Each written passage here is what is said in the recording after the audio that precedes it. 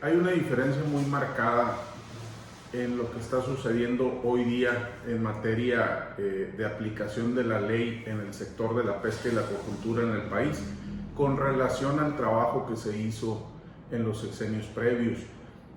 Y esto se refleja en distintos aspectos. Uno de ellos, de gran importancia, tiene que ver con la asignación presupuestal.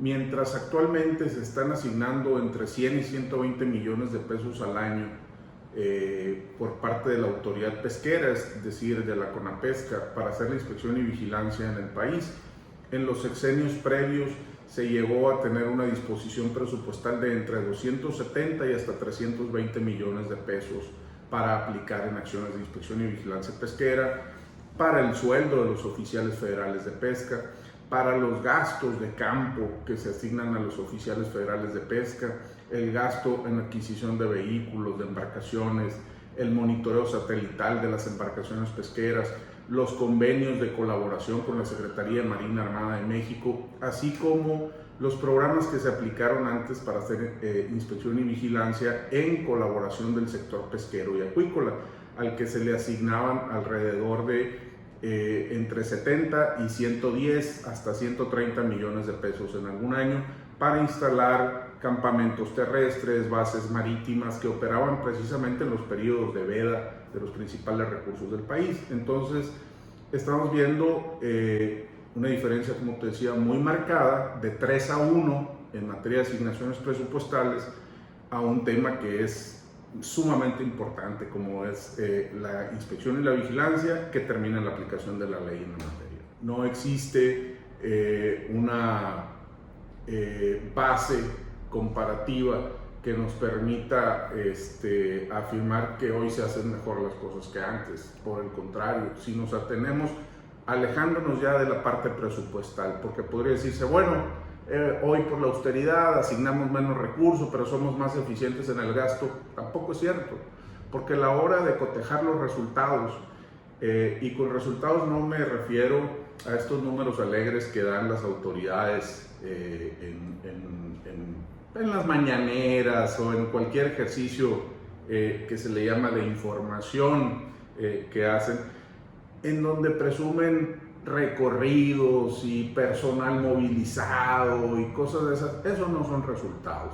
Resultados concretos de la vigilancia pesquera son actas levantadas, son sanciones impuestas, son sanciones firmes y ejecutadas, en donde se cobran las multas, en donde se revocan los permisos, en donde se suspenden las concesiones, en donde se decomisan en firme los vehículos, las embarcaciones, las redes, los productos de la pesca ilegal. Y eso no está sucediendo, es decir, porque acá lo importante no son percepciones, lo importante son datos objetivos. Antes, la Comisión Nacional de Acuacultura y Pesca contaba con 214 plazas de oficiales federales de pesca. Hoy cuenta con menos de 171 plazas.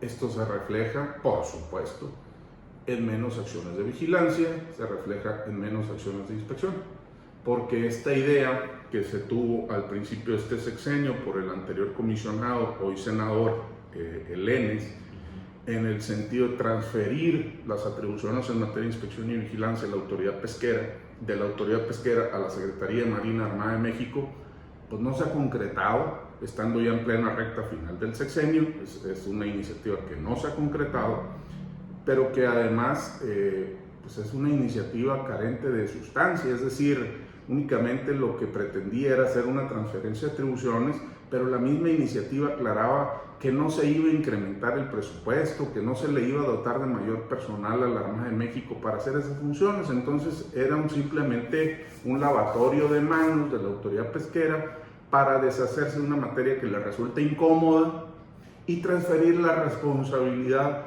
a otra dependencia, en este ánimo sumada a esta corriente de militarización que ha venido existiendo de las funciones civiles, transfiriéndolas a las Fuerzas Armadas. Mira, el sistema de localización y monitoreo satelital de embarcaciones pesqueras en México tiene la mayor importancia para el sector de la pesca en el país.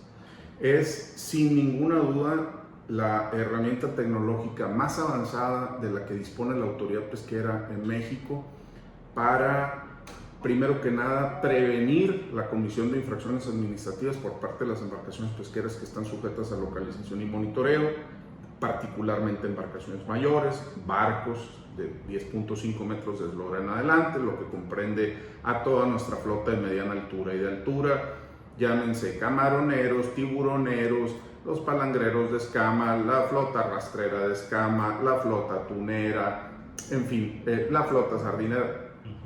Abarca completamente toda nuestra flota.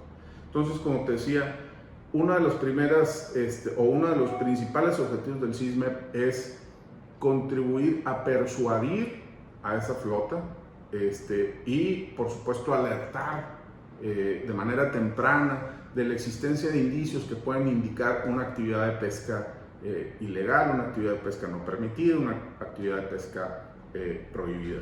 Tan importante es que nuestro país cuenta obligatoriamente con el SISMEP desde el año 2004. Ahora, ¿qué es lo que está sucediendo hoy? Como bien señalas, se está dando una sustitución del proveedor. La autoridad inició un proceso licitatorio, lo concluyó, adjudicó el servicio a un proveedor distinto del que había venido dándole servicio al gobierno mexicano en los últimos 19 años, a un costo mayor de lo que nos costaba antes, pero de manera muy preocupante, con una cobertura menor de la que tenía el sistema antes. ¿Qué significa esto? Que antes teníamos un sistema que estaba contratado para monitorear hasta 2.100 barcos, de los cuales se monitoreaban efectivamente al mes de enero de este año 2.056 barcos, y a día de hoy el contrato que ha celebrado el gobierno mexicano únicamente va a cubrir a 1.800 barcos. Entonces traemos ahí 250, 256 barcos que el contrato no piensa cubrir, y las razones las ignoramos, por una parte. Y por la otra, pues de traer ese monitoreo de 2.000 y pico de embarcaciones, pues resulta que el nuevo sistema, que debe estar arrancando para fines de este mes de marzo, dentro de una semana, 10 días aproximadamente, pues únicamente va a arrancar con 300 barcos. Y ahí se genera un espacio a la impunidad. Lo de la institución. Sí. Uno de ellos tenía que ver, por supuesto, con la corrupción. Era uno de los fuertes retos que se enfrentaba el sector en ese aspecto en particular, pero no era el único.